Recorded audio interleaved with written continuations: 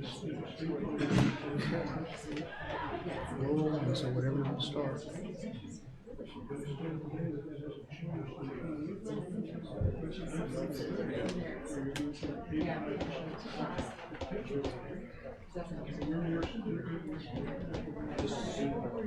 think I'm overfeeding my hummingbirds. Oh, yeah.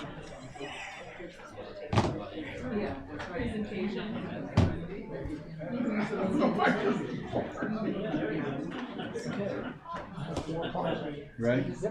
You guys ready?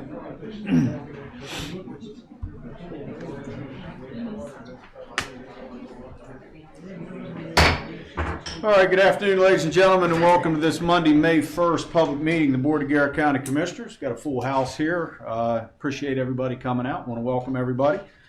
If you would, please stand with me for the Pledge of Allegiance, and then Pastor May will lead us in the invocation.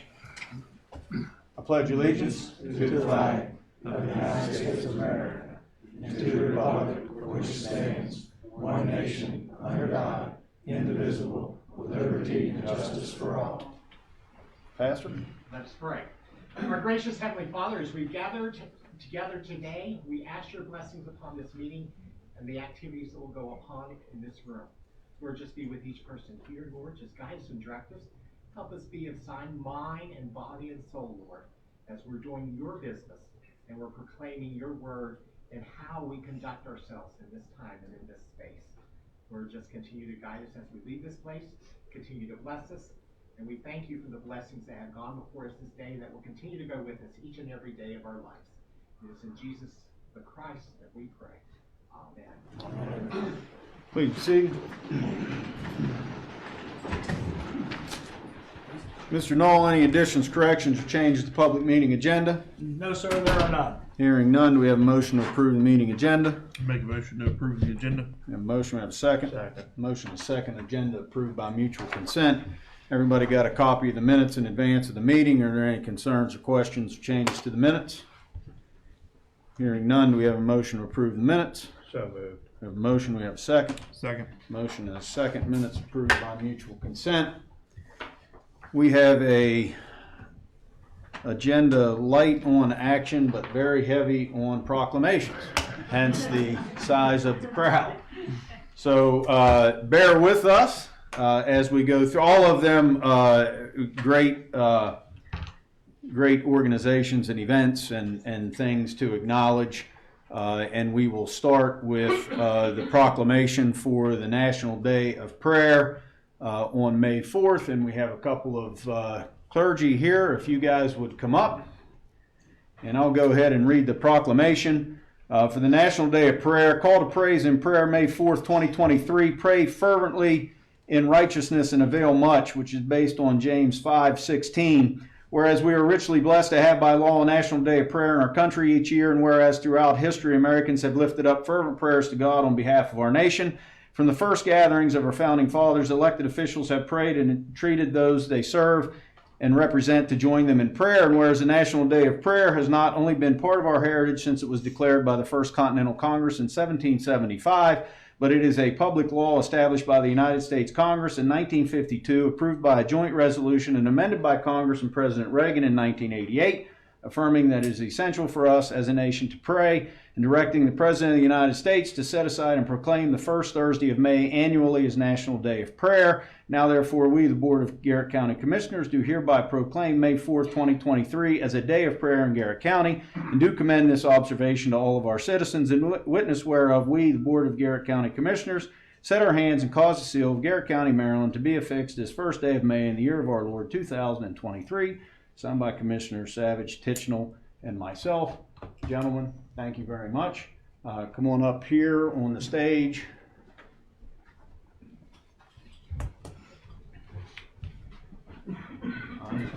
Present this to you, sir. Thank you so much. And we have some photogs out here.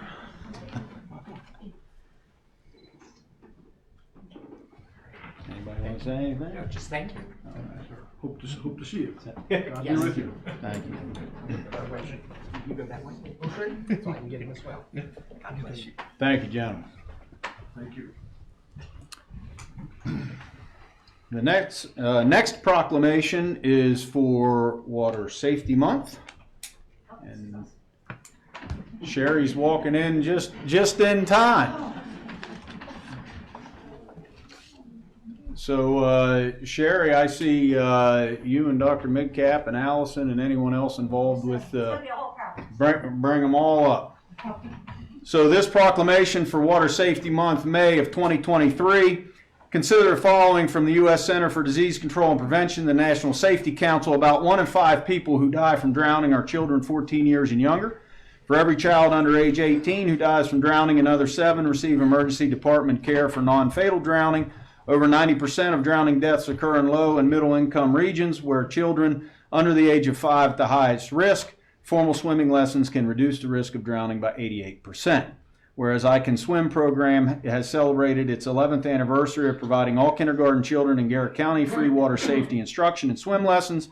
And whereas through a partnership with Garrett College Community Aquatic and Recreation Complex, Garrett County Board of Education, Board of County Commissioners, and the Garrett College Foundation, the I Can Swim program has successfully served 3,382 Garrett County children since 2011 in life-saving water safety instruction, with the inclusion of 6 additional weeks of first graders as a makeup from COVID-19 closures. And whereas parents, residents, Garrett County Public Schools, Garrett County Commissioners, and local businesses have enthusiastically supported the I Can Swim program through participation, charitable giving, and philanthropic gifts in order to sustain the program for 11 years. And now therefore be it resolved that we, the Board of County Commissioners of Garrett County, do hereby proclaim the month of May 2023 as Water Safety Month and urge all citizens to celebrate, recognize, participate in, and support this important life-saving program. Signed by Commissioner Savage, Tichenal, and myself. And I will say that the I Can Swim program is one of the best things we do in this county. It is unique to this county. Other counties are attempting to emulate it, and it's because of these folks up here. And you have one very giddy kindergartner this week at I Can Swim. So Stella was super excited to leave this morning to go to I Can Swim. So thank you all very much. And that's good to hear. She better be. All right. So I will hand this to Rich. There you go. Anybody want to say anything? I would just like to thank the county, the school system, the foundation, all the businesses that contribute to I Can Swim. You're right, it's an unbelievable program. We've got a great staff that runs it, and it is a jewel. Thank you. It is a joke.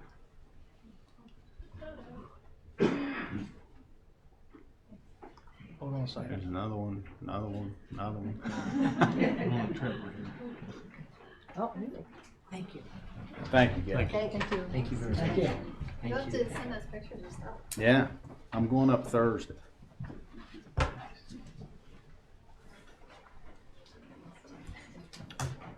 Okay, the next proclamation is for the Grantsville National Road Festival. I see some members of the Grantsville Revitalization Organization here. So you guys can come on up front. This proclamation for the Grantsville National Road Festival, May 17th through the 20th, 2023, whereas the Grantsville National Road Festival will take place from May 17th through the 20th. The Board of Garrett County Commissioners is encouraging the Garrett County community to visit Grantsville and experience a slate of events planned to celebrate the Gateway to the West, and whereas the Grantsville National Road Festival celebrates the unique heritage of the Grantsville community through the Appalachian Dinner, with keynote speaker, the National Pike Wagon Train Journey West, National Road and Townwide Yard Sale, live music in the Arts and Entertainment District, car show with mountaintop cruisers and historical figure monologues presented by the Northern High School Drama Club, whereas the Board of Garrett County Commissioners recognizes the significance of the National Road to the growth and heritage of Garrett County and commend the Grantsville National Road Festival and the many agencies contributing to the success of the event, including the Grantsville Revitalization Organization, Grantsville Arts and Entertainment District, Garrett County Arts Council, Maryland Heritage Area Gateway to the West, National Pike Wagon Train, Mountaintop Cruisers, Town of Grantsville, the Walking Gallery, and Salt and Pepper Studios, and Northern High School Drama Club for highlighting that significance. Now, therefore, we, the Board of Garrett County Commissioners, will celebrate the Grantsville National Road Festival on May 17th through the 20th, 2023, and encourage our citizens to participate in a wide range of history, entertainment, and fun. Signed by Commissioner Savage, Tichenal, and myself. Anybody want to say anything? You are a good faster year. Well, Jan, I'll hand that to you. And thank you all for your work on this. Thank you. a good picture.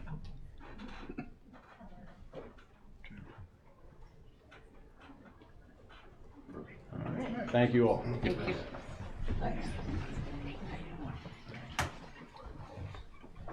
Dwayne, you're up. Community Action Month. And your entourage.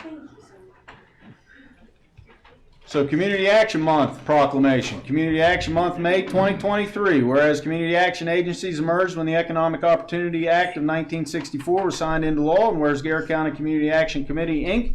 has provided 58 years of advocation and support for limited income residents of Garrett County by connecting people to life-changing services and creating pathways to prosperity, building and promoting economic stability as an essential aspect of enabling and enhancing stronger communities and stable homes. Whereas Garrett County Community Action Incorporated promotes community-wide solutions to challenges in our area by enhancing the lives of people through delivering innovative services and support that create significant opportunities for families and children to succeed. Whereas Garrett County Community Action Incorporated collaborates with community partners, ensuring that all corners of the community have a voice and will be heard. And whereas Garrett County Community Action, Inc.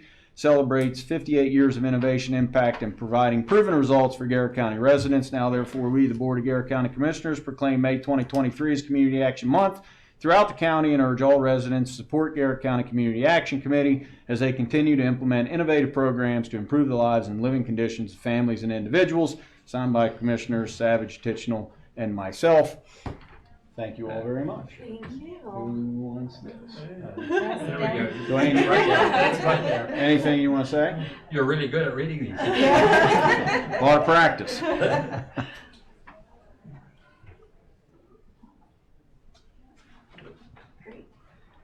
Good to go. Done. Are we good? Thank you all very much. Thank you. Leah. They give it to Leah. She won't lose it. Foster Care Month. Who's here for Foster Care Foster Month? Care Month. Everyone in the shirts. Come on down.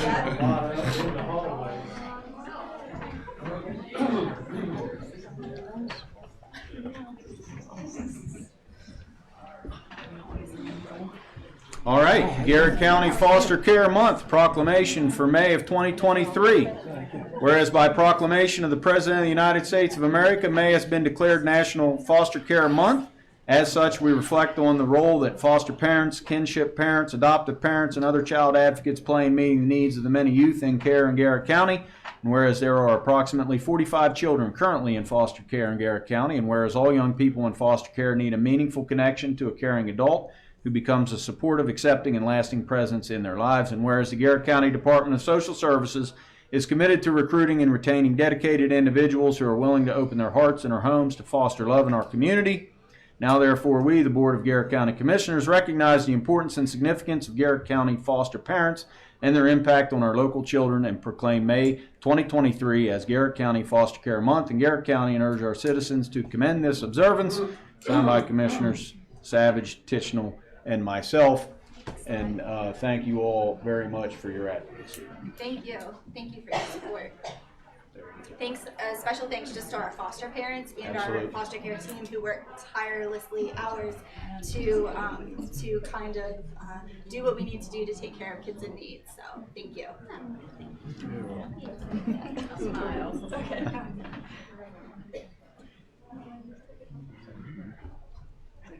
All right. Thanks, Dad. Thank you. Thank you. Thank you. Thank you.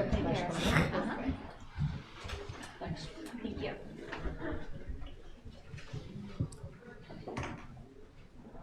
Children's Mental Health Awareness Week. Come on down. And you all are also accepting the Mental Health Awareness Month.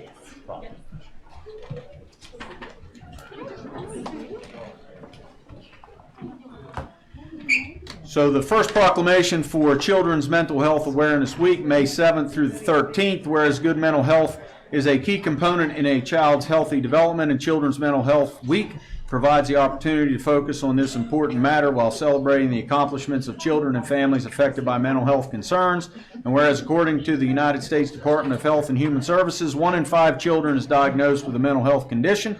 And whereas research has shown early identification and appropriate treatment of mental disorders among children and adolescents provide them better opportunities to lead full and productive lives, and whereas children and youth with mental health challenges and their families benefit from access to timely services and supports that are family-driven, youth-guided, and culturally appropriate. They also benefit from the integration of behavioral health and primary care, education, and child welfare. And whereas it is important that children and adolescents, along with their families and communities, learn about warning signs of mental health disorder and where to obtain necessary assistance and treatment, and whereas obtaining a full and accurate diagnosis of a child requires gathering information from diverse sources, including the family, school, and others involved with the child. And now, therefore, we, the Board of Garrett County Commissioners, hereby recognize May 7th through the 13th as Children's Mental Health Awareness Week in Garrett County, and call this observance to the attention of all of our citizens, proclaimed on this first day of May 2023, signed by Commissioner Savage, Tichenal, and myself.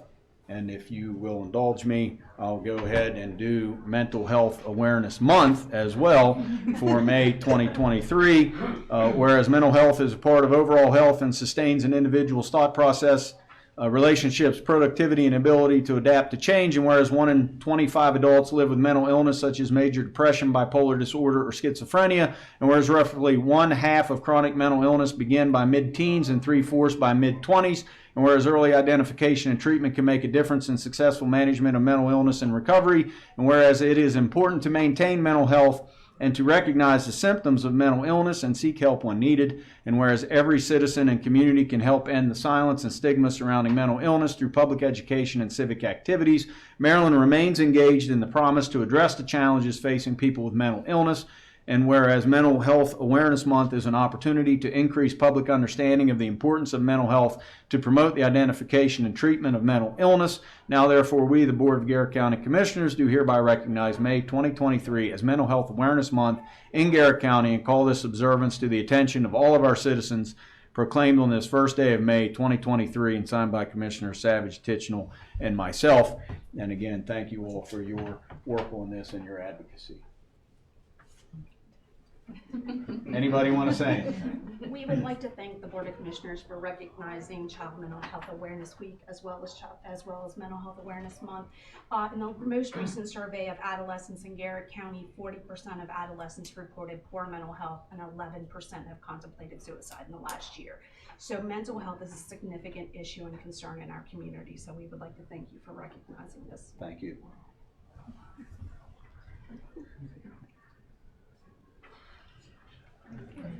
Thank you. Thank you.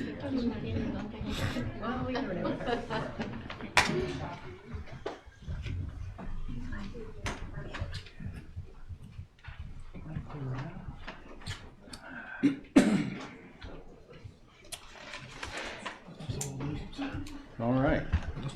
Anybody else want to make any proclamations? Okay, at this time, the next item on the agenda is to close the public meeting and open a public hearing on a proposed amendment to the all-terrain vehicle ordinance. If I can get a motion to close the public meeting to open a public hearing. So moved. All right, the public meeting is now closed and the public hearing is now open. On the proposed amendment we mentioned at our meeting 2 weeks ago, to amend our all-terrain vehicle ordinance involving snowmobiles, off-road motorcycles, etc. Mr. Knoll, do you want to explain the changes? Yes, sir. So these changes are a result of a change in that the legislatures made in 2022 to amend the transportation article to allow all-terrain vehicles and snowmobiles, as well as off-road motorcycles, to ride on a roadway from 2 miles to 5 miles. And it also allowed use of off-road motorcycles, and it defined what an off-road motorcycle is.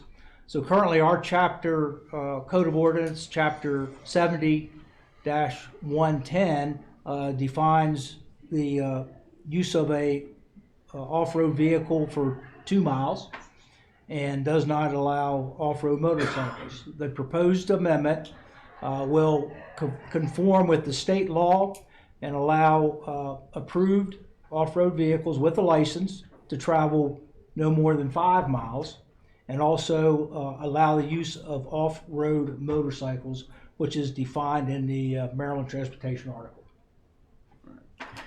So basically, this came about from a petition from the Maryland OHV Association. They petitioned us individually as a county as well as the state.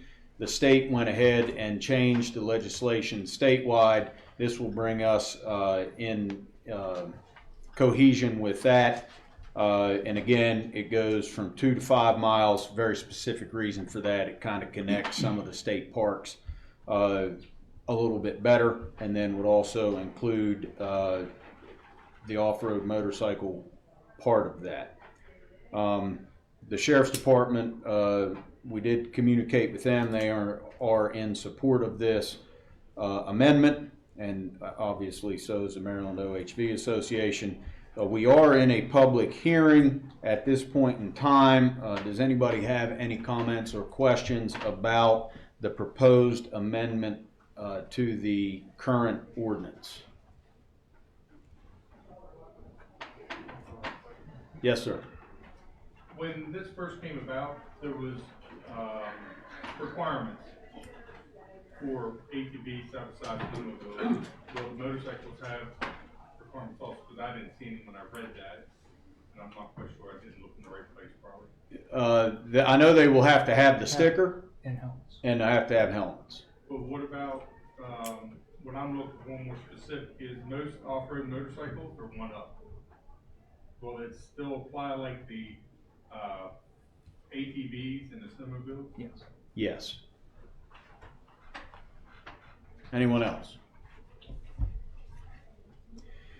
The comment period on this, if anyone watching online or if anyone in here has another question or wants to comment publicly, the comment period will be open through May the 15th, which is our next meeting. No, our next meeting is the 16th. Right. This will be open through the 15th, and then we'll move forward with adoption unless there's opposition to that. Anything else from you guys on that? If there's nothing else, I will entertain a motion now to close the public hearing and reopen the public meeting. So moved. All right, we are now back in the public meeting. That is the conclusion of the business end of the public meeting agenda. There are a couple of announcements to make before we go into the public hearing on the constant yield tax rate. First of all, our next public meeting is Tuesday, May the 16th. And that will also be the presentation of the comprehensive FY24 budget. Then there'll be comment period open for that as well. That'll be the comprehensive budget. That meeting is here starting at 4 o'clock. Also, if you've driven by the lake in the last week, you'll see that after 30 years, the Glendale Road realignment is starting to take place. So you will see some activity there to straighten that intersection basically from 219 back a little ways to straighten those S curves out. So be careful going through there.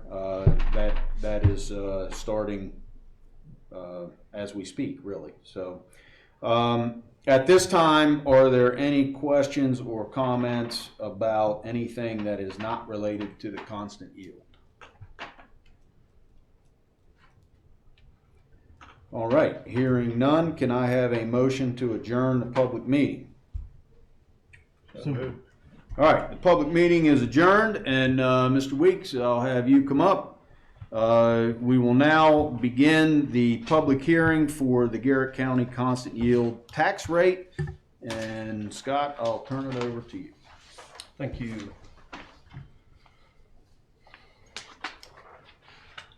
Okay, the Board of County Commissioners of Garrett County, Maryland proposes to increase the real property taxes for the tax year beginning July 1, 2023. The estimated real property assessable base will increase by 9.4% from $4,630,587,098 to $5,066,121,547. If Garrett County maintains the current tax rate of $1.056 per 100 of assessment, real property tax revenues will increase by 9.4%, resulting in $4,599,244 of new real property tax revenues. In order to fully offset the effect of increasing assessments, the real property tax rate should be reduced to 0.9652, the constant yield tax rate. The county is considering not reducing its real property tax rate enough to fully offset increasing assessments. The county proposes to adopt a real property tax rate of $1.056 per 100 of assessments. This tax rate is 9.4% higher than the constant yield rate and will generate $4,599,244 in additional property tax revenue. Public comment will remain open after the hearing until the budget adoption on June 5th, 2023. If I may, I would like to take a minute to give a quick preview of what we're up against in the budget that we're going to present 2 weeks from now. So I encourage and welcome you all back. 2 weeks from now, you'll get more granular into the details. But besides the obvious high inflation, combined with wage inflation compression challenges we're dealing with, probably the number one challenge that I'm going to say, you can correct me if I'm wrong, is education. With the new Maryland Blueprint for Education implementation, we're projecting about a $13.5 million increase to the local share of education over the next 9 years. One of the drivers of the formula is the assessable base for real estate. Because the assessable base is increasing, the county will be required to pick up a larger percentage of the local share of education. Our model that we're still fine-tuning in cooperation with the Board of Education is showing that our local share could increase about $6.6 million in just the next 3 fiscal years. So I just wanted to preface that, and this doesn't include the capital improvements. Our capital plan for the local Board of Education, we're already committed to $3.6 million every year for the next 4 years to total $14.4 million. So a lot of things that are driving us to keep the rate the same is education. Could lower the tax and just raise it back next year. We felt like it was better to keep the tax rate the same instead of giving you continual increases in the property tax rate over the period of 9 years. I did want to mention one way we're trying to help the residents of Garrett County to slow the increase up a little bit is regarding the homestead tax credit. So, Mr. Nolan, I have a couple slides I want to share. For those that don't know what the homestead tax credit is, this is right from the State Department of Assessment and Taxation. This is their definition of the homestead tax credit. It's to help homeowners deal with the large assessment increases on their principal residence. State law has established the homestead property tax credit. The homestead credit limits the increase in taxable assessments each year to a fixed percentage.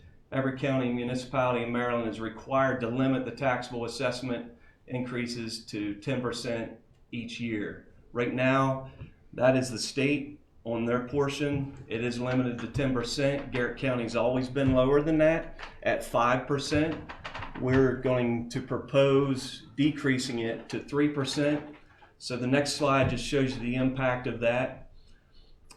This is just a simple scenario. I used 100,000 just for simple math.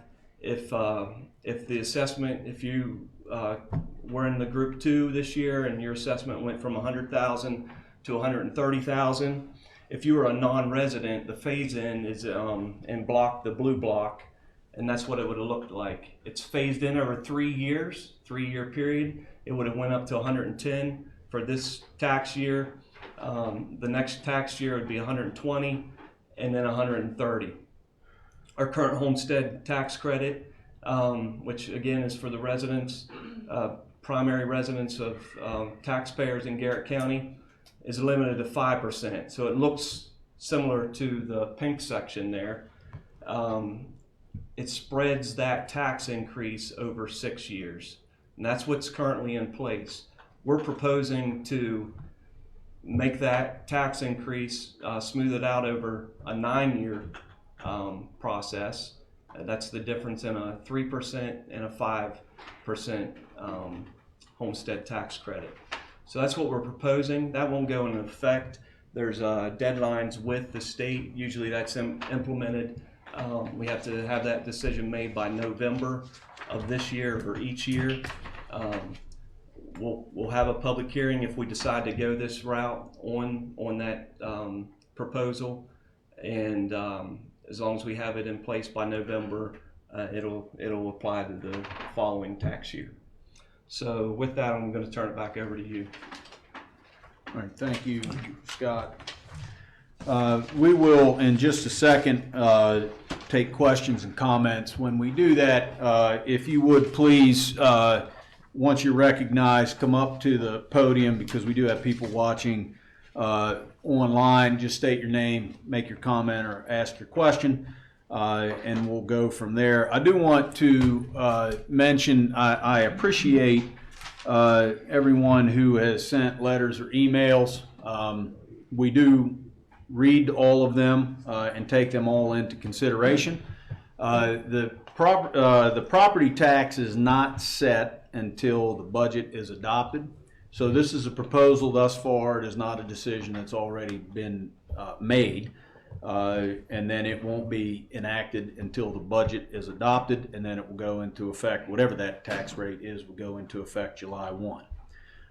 Having said that, if anybody wants to online make comments, you can go to GC Comments, the GC Comments email, or you can email any of us directly, or both, or Mr. Knoll or Mr. Weeks, and we will all get them.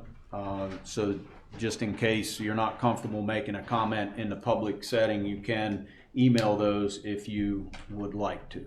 Having said that, what we will do now is take any comments. Again, just raise your hand, we'll recognize you, and then if you would come to the podium, state your name, and then make your comment. Mr. Weisgard.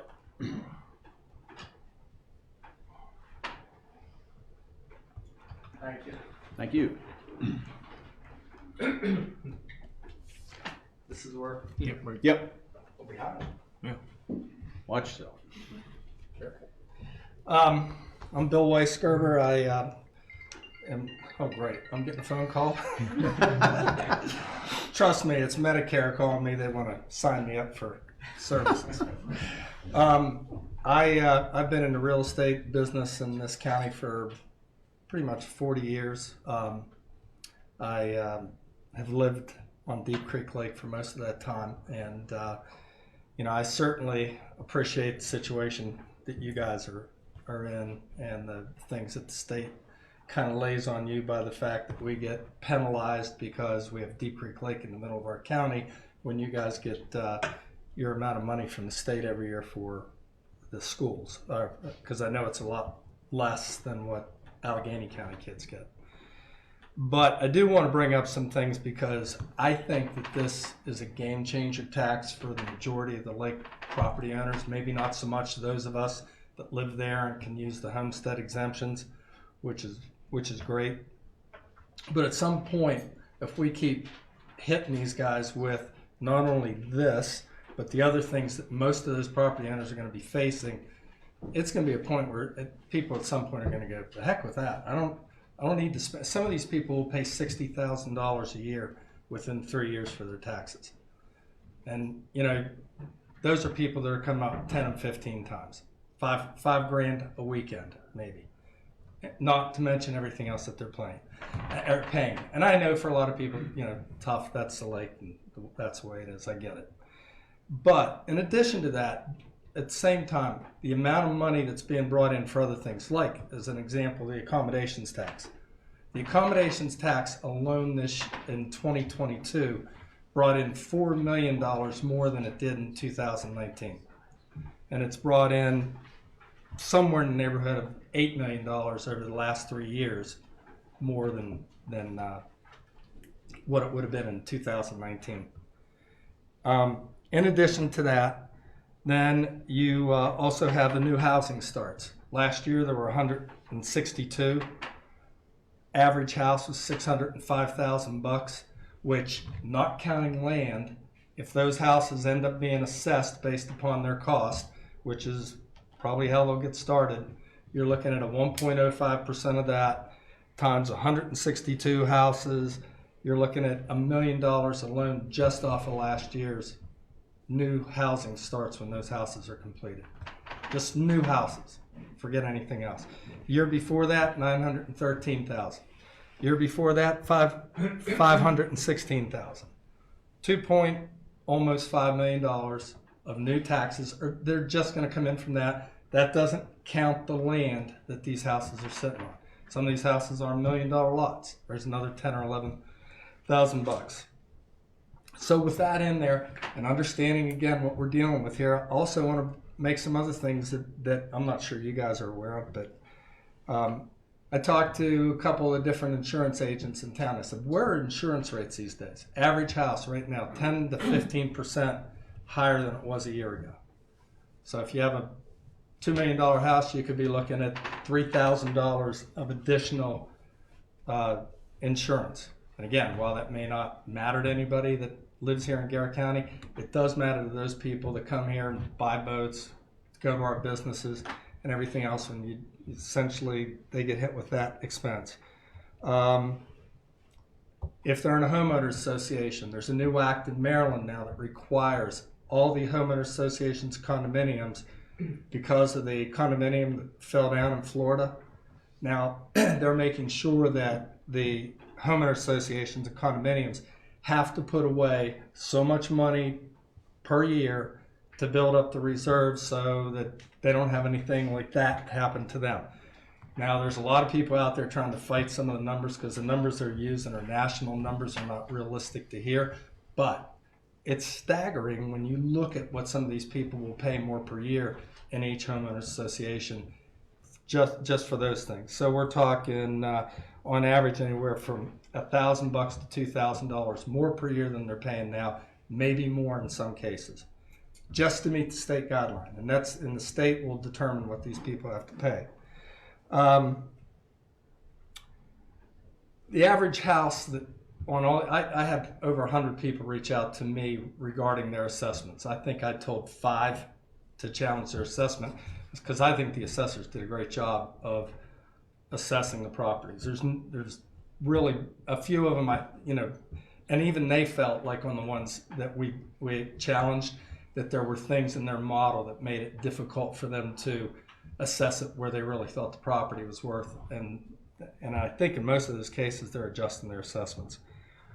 What I've seen so far is that a minimum it's 40% on the average lake house, and a maximum it's 100%. My house is 100%, went up from the last assessment. Versus most of the houses in the county are much lower than that. Outside of it's probably 20 to 30% on average is what they've gone up. And most of the people in the county, including myself, are protected with the homestead thing. Thank you. I appreciate that. But the point being, I just want to make people aware of this, because I actually have people for the first time in my career going like, you're pricing me out of this place. We love it here, but we don't love it that much. And if those people start to bail, and they bail at a big enough rate, that not only lowers the property values, or makes you have to raise your assessment rates even higher, and or it also hurts every business and literally all of us in the county when, what is it, 60% of the tax base is driven by the lake. So this is more about, look, I understand we got to find ways to bring in money, but let's really take a hard look at this, because this is huge. And I appreciate your time. And as you know, I've never come and said anything before in all the years that I've been in this about a tax thing, but this felt pretty major to me. Thank you. Can we ask commenters questions? No. We're not gonna put anybody on trial here, Mike. Do you know if the Airbnb and VRBO pay the accommodation tax? I know that they were working to get that done. We're working on that. So they don't pay it now? Yeah. Yes, that's not entirely correct. Mike, I'll talk to you afterwards. Yeah. Okay. Yes, sir. Bob, come on up. Shane, you're on deck.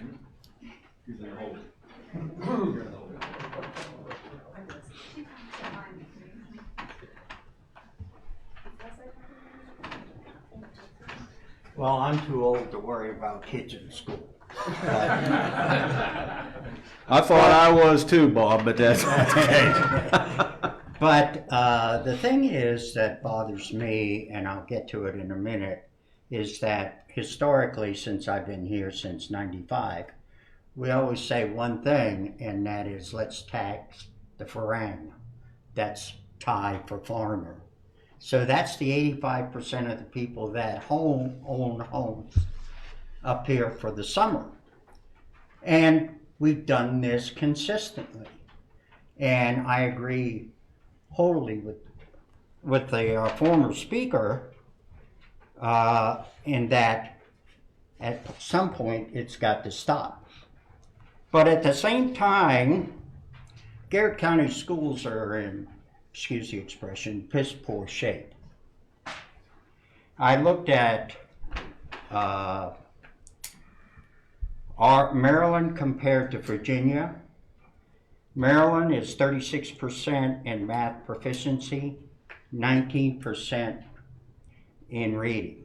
Virginia, 70% in math, 54% in reading. Now even Pennsylvania beats us, 55% to 37%. So there's no question that we need money. But let's think a minute. We're getting into a little bit what I call Vietnam syndrome. Throw another 100 at it and we'll double the output. No, we're not going to do that. That is old and gone. The federal government's tried it and it didn't work. So what can we do? We can start looking at resource allocation.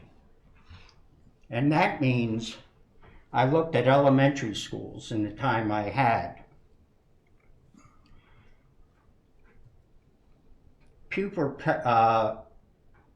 Pupil expenditure per capita varies from like in Oakland at 16.6, 13.7 at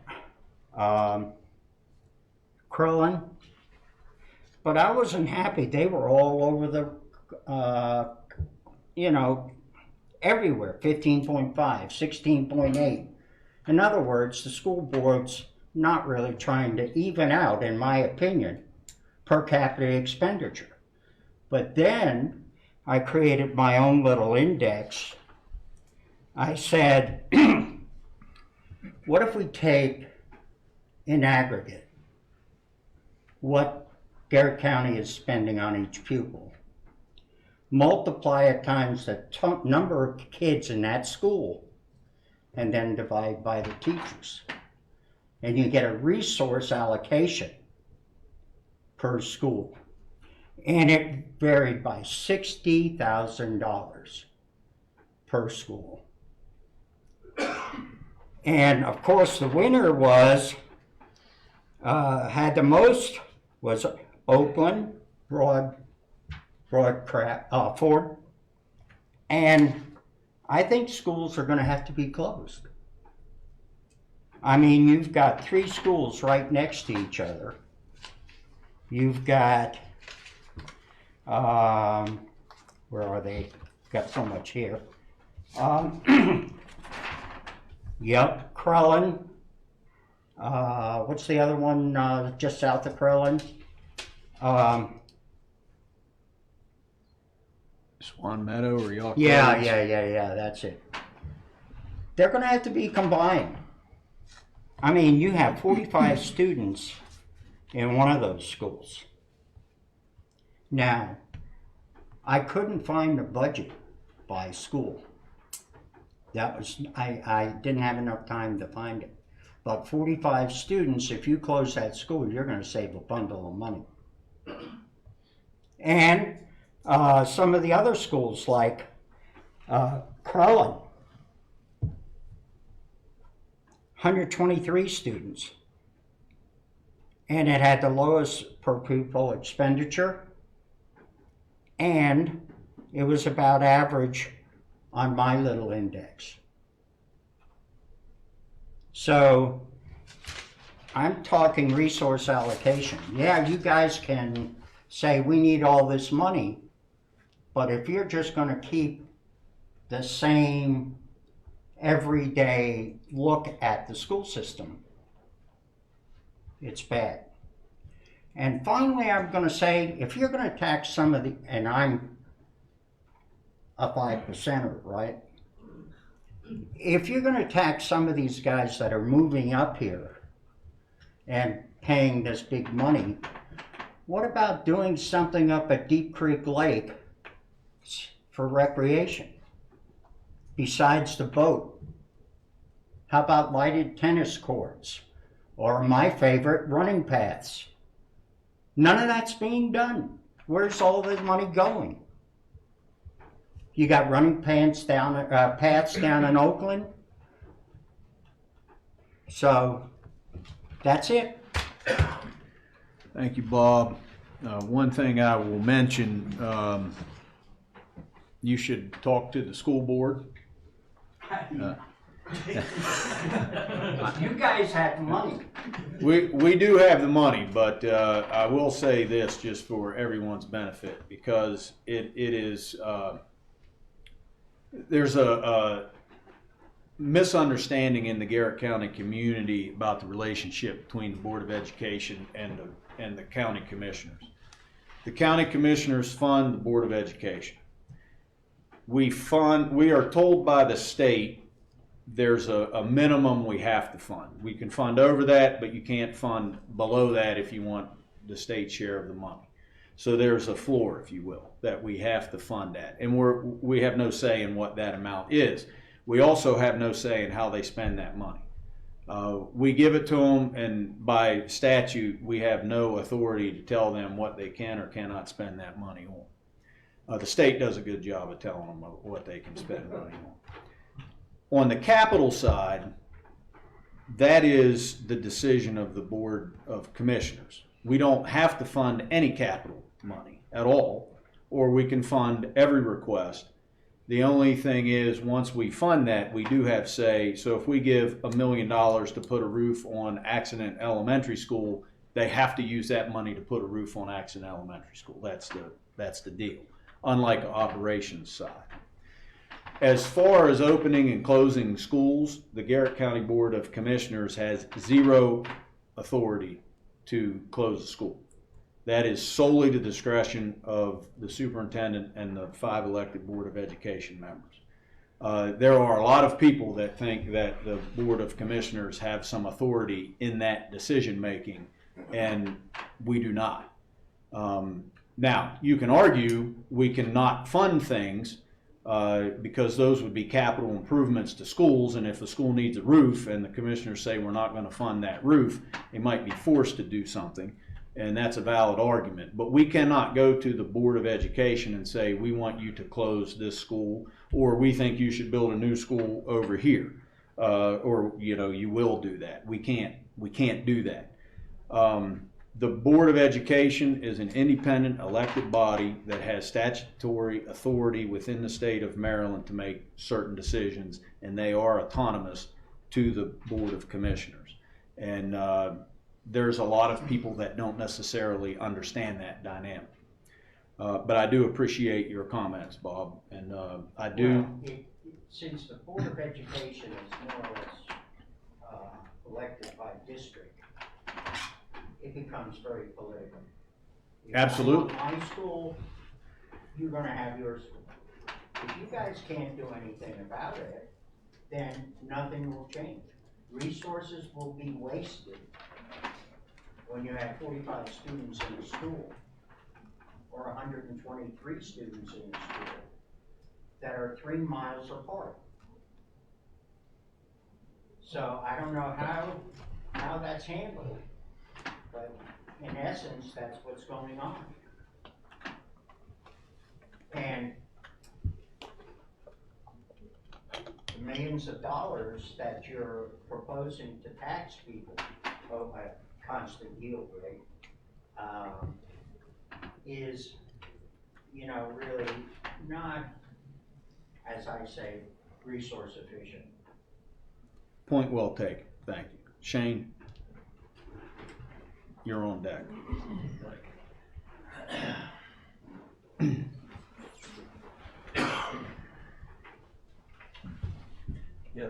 So I'm Shane Grady, and I think I got my first, well, I guess 4 of 6 assessment notices right after Christmas, and immediately began conversing with the commissioners. So initially I was most concerned with businesses. Businesses are already being hit hard with, small businesses, that is, in Garrett County, with increased minimum wage. Our state legislature is advancing the minimum wage to $15 an hour, which, we hope we pay people much more than that. But what that does is that slides the scale up. We also have a new law, the FMLA, that's going to require businesses as well as employees to pre-fund paid time off. We're coming out of a pandemic. A lot of small businesses are in fact closing. So now all of a sudden we take that, we start looking, a lot of small businesses have triple net leases. They're passing that tax out to the business. So they're getting hit hard between inflationary, COVID-19, regulatory issues that I think, and I've again encouraged the commissioners that you can do something to help that process. The more I started thinking about it, well, yes, so I do have commercial property in Garrett County, and I guess I may be one of the ones that also live here just south of Oakland, but also have a small cottage on the lake that is not my primary residence. So therefore, we're not protected by the homestead. So I would, in fact, my wife and I actually talked, maybe we should get separated, because our little 2-bedroom cottage is now assessed higher than our primary residence. So we'll be paying more taxes on that. I think, again, I'd echo the comments from Mr. Weisker and Bob that, again, we do need to at some point look at where these resources are coming from and how they're being deployed within the county. A lot of times we have a lot of payers that aren't necessarily getting as much of benefit. I won't say they're not getting any, because everyone that's here does, and there's a reason why people are coming here. But I too share Billy's comments that eventually people will get fed up and they'll go away. And then I guess finally, I do have a agricultural piece of property as well. Now, that assessment didn't go up quite as much, but it's still up 22%. So what happens when I go to the farmer and say, hey, we're going to need more money to pay the taxes this year? So I think it impacts everybody in Garrett County. And I think while the board can't control, the Board of Commissioners can't control the Board of Education, we can. We as the voters can certainly reach out to them and let them know what's going on. Unfortunately, the members of the Deep Creek Property Owners Association, which I think they're up to about 2,000 right now, most of them are not voters, and I think that again, they should be heard. Thank you. Thank you. Mike.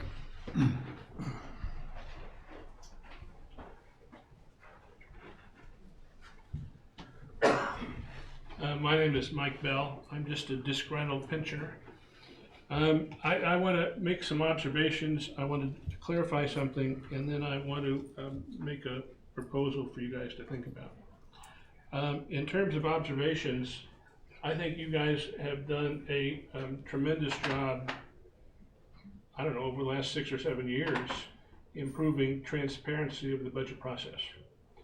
But the hearings you have, and I think if anybody attends those hearings on a regular basis, they get a much better idea of the level and quality of services in the county and how we exceed those counties around us.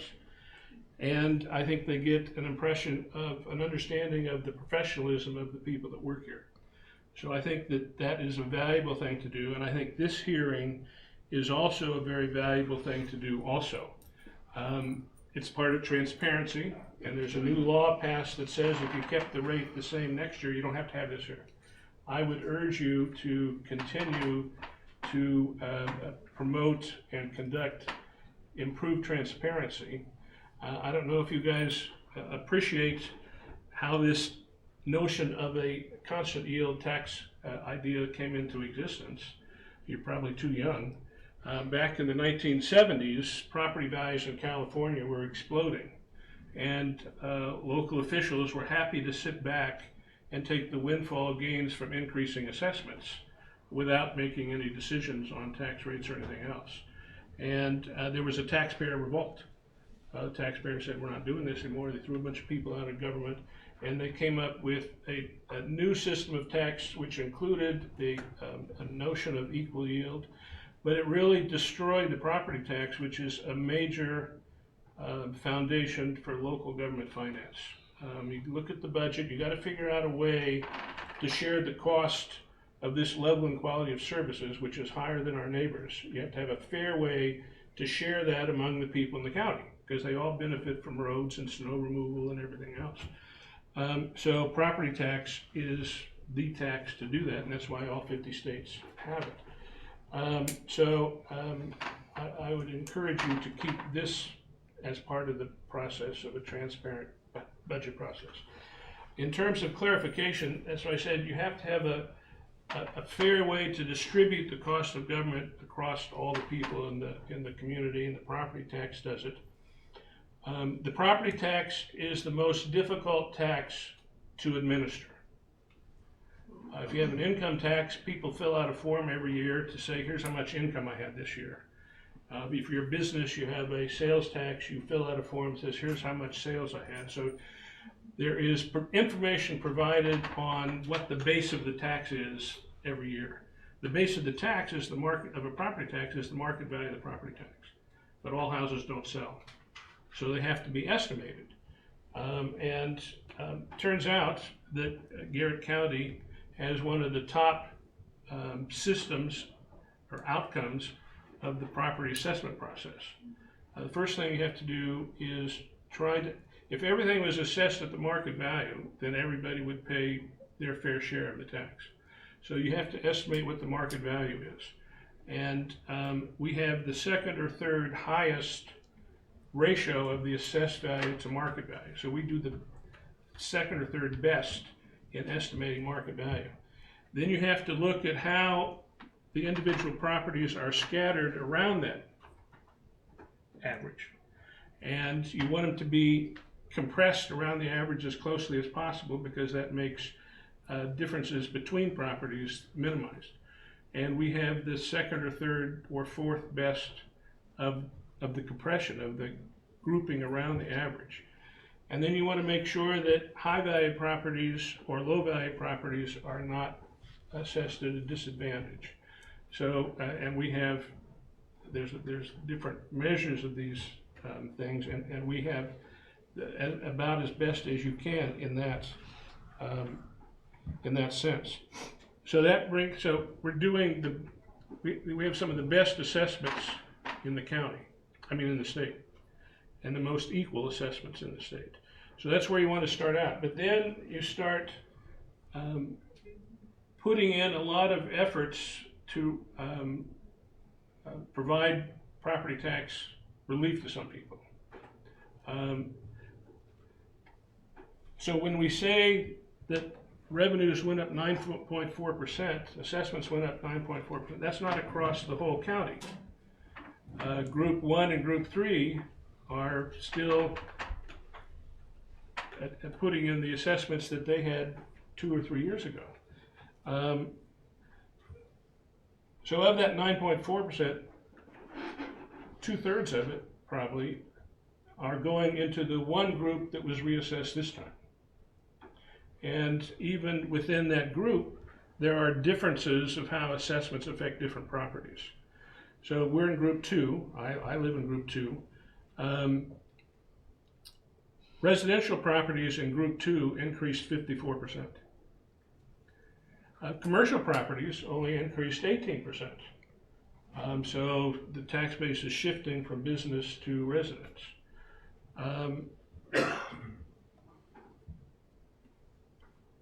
My property, and this is, so I want to step back and say, all right, what kind of property tax relief mechanisms do we have? And what does that do?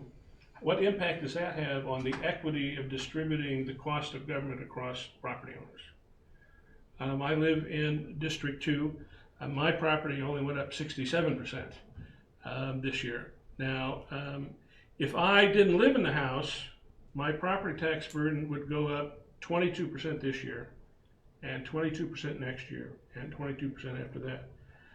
But I live in the house, so I get the same homestead credit that Mr. Weisgerber gets.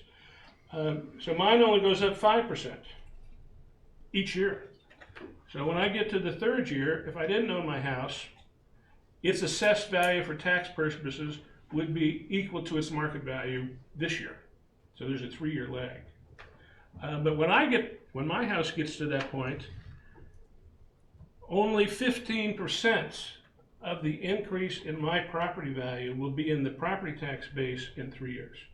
85% will be deferred to the future. And that's why with the homestead credit, another perspective, instead of stretching that out further to 9 years, you might reduce it. So if I were going to make recommendations about property tax relief, I would say go to 10% if you can't just ignore it altogether.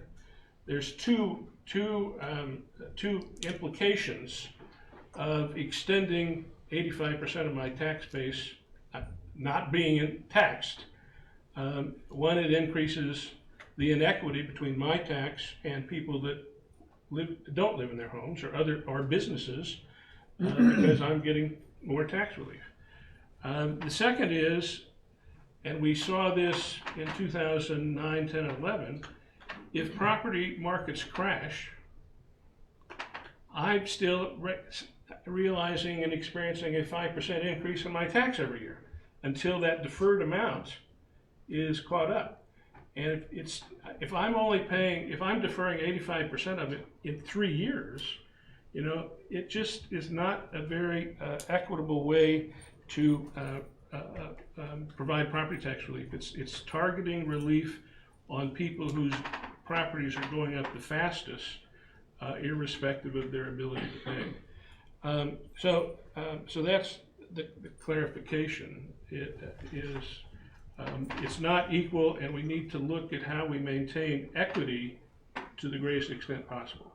So one of the things that I would urge, I've urged expanding the base to Airbnb and VRBO for, 5 or 6 years. I don't remember when that first came up. But everybody needs to be paying the fair share to start with, and then you see what the consequences are. Well, maybe we need to provide some relief, maybe we don't. So if people aren't paying their fair share, if the tax base is not fully being taxed, then that means you have to go lean more heavily on those that are being taxed. So I would urge you to look at other forms of property tax relief and what impact that has on equity and your ability to raise revenues. I would also, for example, suggest you look at ag values, agriculture values. That is, I'm not saying get rid of it. I've supported it. We had a bed and breakfast for 15 years, and you want to maintain not only a agricultural environment, but I enjoy going to the 3 farmers markets a week during the summer and getting fresher food and healthier food. So there's a lot of benefits for making sure we protect our farmers. So I'm not necessarily arguing, it's a state program. That's my point. Farmers pay property taxes on somewhere between 10 and 20% of the market value of their farm. And I don't know about your farm, but I was told that that value that they're taxed on is mandated by the state of Maryland. And I was told today that that value hasn't changed in 20 years. So I'm not sure what your 22% increase in agriculture, maybe that's the homestead or the property or some of the buildings. But that's a unfunded mandate. The state's saying you cannot tax farmers more than whatever they tell you the agricultural value is. It's a use value tax. So if you're going to the state and saying, look, we're at a disadvantage when it comes to your education formula because we have substantially more farms in the county than Howard County or Baltimore City, this is an unfunded mandate that should be part of that discussion. There's exempt property. We had a discussion the other day about exempt property that again are generally mandated by the state. One of the biggest exempt properties in Garrett County are the state forests. Fortunately, before this year, we had a senator that was looking after Garrett County, and he got the state to make an in lieu of tax payment, a pilot, payment in lieu of taxes. That's almost what you would get if you taxed it the full amount. But are there other opportunities? There's $500 million of assessed value of exempt properties. Are there other opportunities to do that? If the exempt property benefits Garrett County residents, then you want to give them support for that, like community action. But if most of their benefits don't help citizens, you might explore payment in lieu of taxes or not providing the same exemption. Might be more critical in thinking about what qualifies for that. There's also it's a tiny program, but it's something that I would like to know more about why it's there. There's something called a farm tax credit. If you have a farm, you're already being taxed at 10 or 15% of the market value, so you're getting a fairly substantial. Then you have the option of selling the development rights to 2 different state programs. So and that's based on the market value of the property.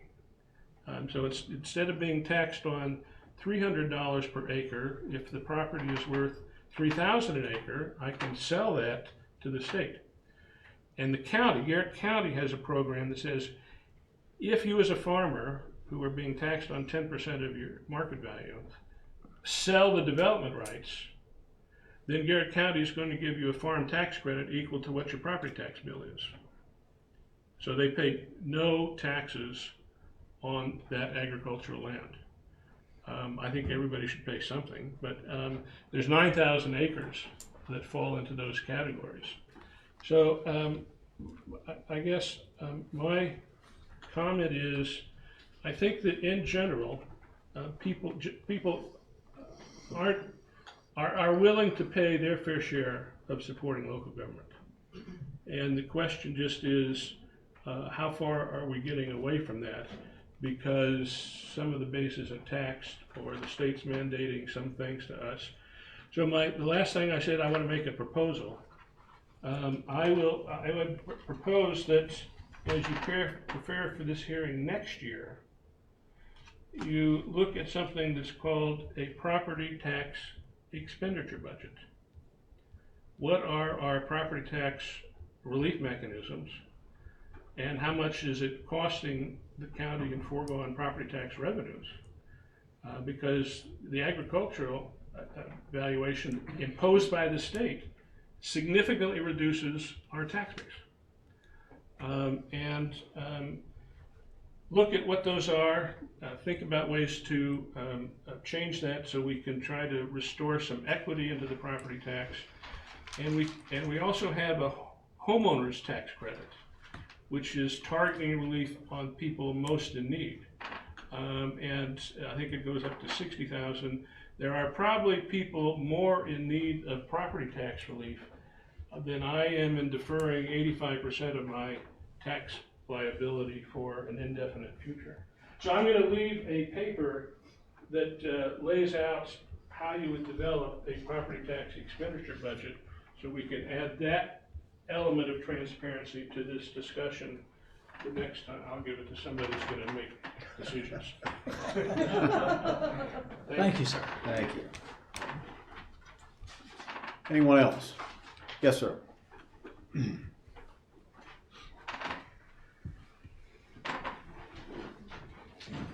I'm Dan Cawthor.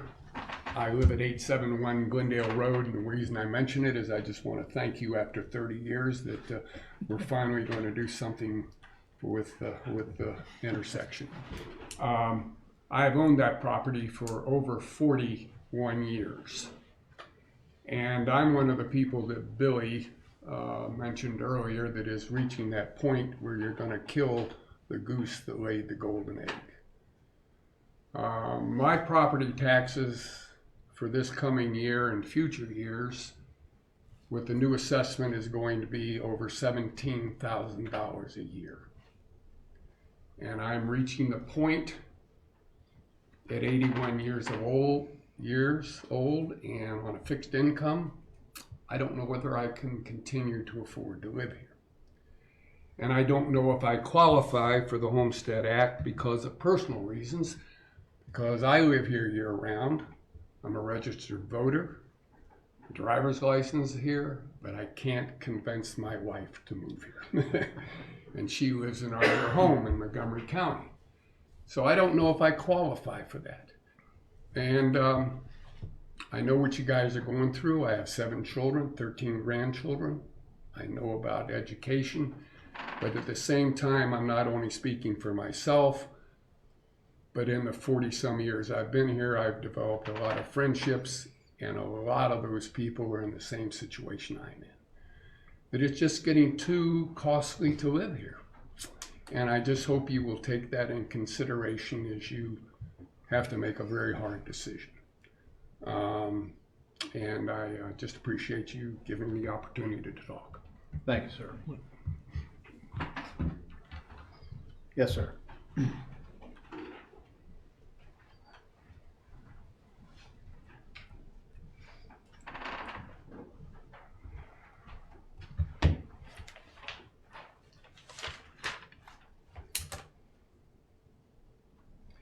Good afternoon. My name is Fred Laughlin. My wife and I own a house in Sky Valley. I've been coming here since 1960. My father had a person in his squad who actually married the judge's daughter of Garrett County back then. And he said, you know, you ought to go up there and investigate. My mother was born in Maryland, a lifetime resident. So I've been coming here since the 60s and I've really enjoyed it. As I said, we live in Sky Valley. My wife Barbara and I have a home in Sky Valley. I bought the lot about 19 years ago. We have very few county services there. No public paved roads, no public water or sewer. My 2023 assessment went up over 20%. And over 3 years, it's 61%. As Mr. Cawthor just said, you know, it's starting to price us out a little bit. My wife is a retired school teacher. I'm retiring next month. A 61% increase in assessed value is going to really put a crush on our fixed income. I'm afraid, as other people have said, as this gentleman before me said, it might force people to move out and lose their home, you know, move out of the county and be forced to sell their homes. So I'm not as smart as some of the others here that have gone through all these different proposals and the numbers. I can just tell you that, you know, I'm looking at a 60% increase in taxes, and I just ask that, you know, we put some thought into it that as we try to make it more equitable, that we look at, you know, where the majority of the revenue is coming from and try to give some relief there. I'd ask that we consider a more favorable tax rate of like 0.95 per $100 of assessed value. I think it's great that these assessments have come up, but I mean, all that means is you're only going to see the benefit when you sell it. And is that really what we want? We want people moving out? I mean, that's not my goal. So I'd like to stay here and enjoy the benefits of the whole county. I enjoy going to the parks and the lake and all of that. But many of the residents that I know in Sky Valley aren't here permanently. And to Mr. Weeks' point earlier, you know, we're not eligible for the homestead exemption of $25,000. So with that, I just ask you to consider some relief for us, and I thank you for your time. Thank you, Fred. Anyone else? Yes, sir.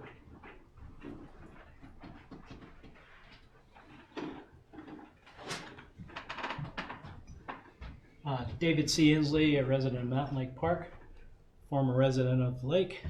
I moved from the lake to Mountain Lake Park some years ago because it was pricey and I was starting a young family. So taxes are important. I had to refinance my house 13 years ago and it's a fixed rate mortgage. However, it's increased by 20%. Real estate taxes and insurance, with the lion's share being the real estate taxes. And I know I've been to these meetings before, and I tagged onto the gentleman just left, had an excellent history of the accommodations tax, the constant yield tax is back in the 70s. The county commissioners back then, wasn't any of you guys, didn't follow procedure, and a local county resident sued the county commissioners and won, and they had to roll it back to the constant yield because they didn't have proper amount of meetings. So the county commissioners got their backs up and had a public hearing, press hearing, and said, we challenge that lawyer to balance the budget. So the lawyer held his own press conference and he said, I'll take that challenge. He said, you give me access to the books, use of a secretary for 1 week, and I'll do it. Not only did he do it, he even lowered it more. Now they didn't lower it, the extra, but he was able to balance it. So when you look at a budget, and I'm semi-retired by the way, I'm down to 2 jobs. I'm still on a fixed budget. And if you look at the county budget, tell me there's no fat, there's no excess, and no extra overspending, then I'll support you. But when I've looked at it before, there's been plenty of excess and wasted money.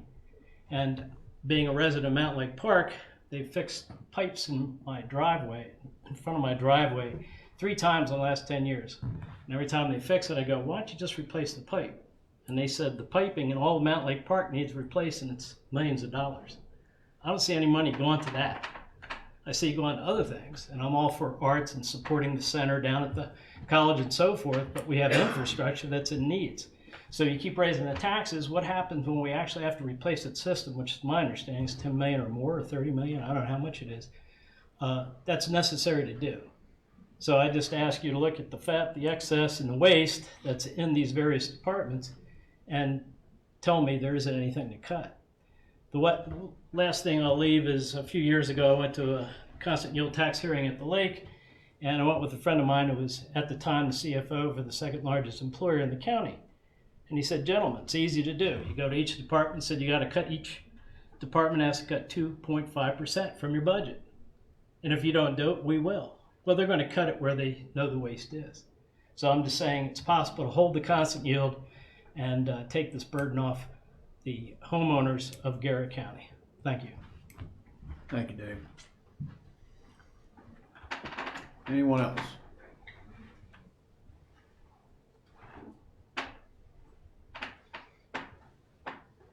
All right, well, we do appreciate everyone who took the time to speak today. Again, the next meeting is Tuesday, May the 16th here, and that will also be the presentation of the comprehensive budget, proposed budget. So if you're further interested in that, please come out on the 16th. With that, this concludes the public hearing. Excuse me. If you want to make further comments or question, once again, you can reach out via email, phone call to any one of us, or GC comments at any time. So how long do we have to make the comments before it's closed? we'll take comments. Things aren't finalized till the budget's actually approved. Certainly any comments, the sooner the better, that we can take them into better account, but we can take them all the way up until the time the budget is approved, which will be, Scott, what's the date on the budget approval? June 5th. June 5th. Thank you. All right, this concludes the public hearing. Thank you all for coming out.